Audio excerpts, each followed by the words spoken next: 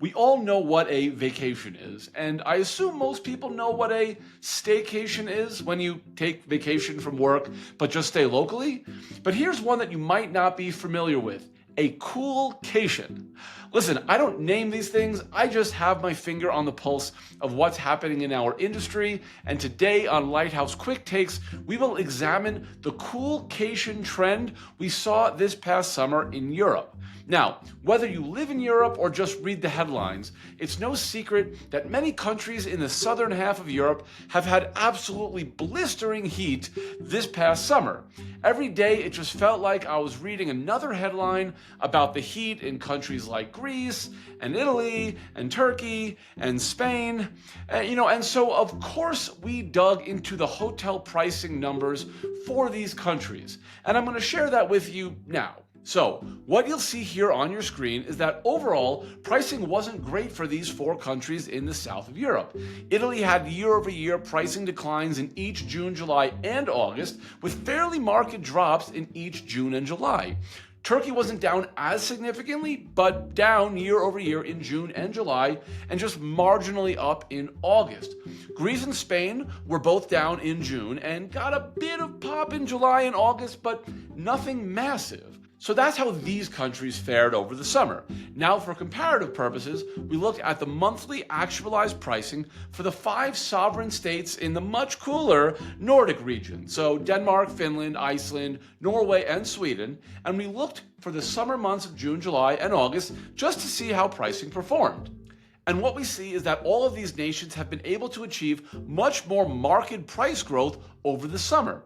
Other than a marginal year-over-year decline in Denmark in June, which I think may have been driven more so by there being a bunch of major high-profile concerts and festivals the prior year in June 2024. But other than that, we see much more consistent and healthy year-over-year pricing gains for these cooler Nordic countries. Finland was a bit lower than the others, but growth was consistently positive in each of these summer months. And the pricing gains in Iceland were just really rock solid and strong. So let's talk about this.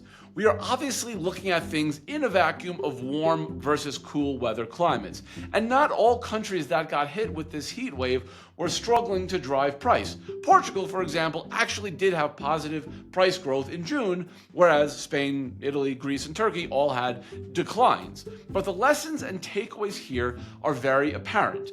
And to be clear, they are powerful lessons for hoteliers everywhere, not just in the Nordics or in Southern Europe. A hotel can spend all the time in the world building out their strategy and their pricing and their distribution, and then something completely beyond your control either prevents you from driving pricing the way you intended, or may even give you a pricing boon that you never anticipated. So plan accordingly. Always have contingency plans worked out ahead of time to ensure you're prepared. And if you're located in a climate that can fall victim to circumstances like this, have appropriate marketing plans and strategies ironed out well in advance to limit the damage to your P&L.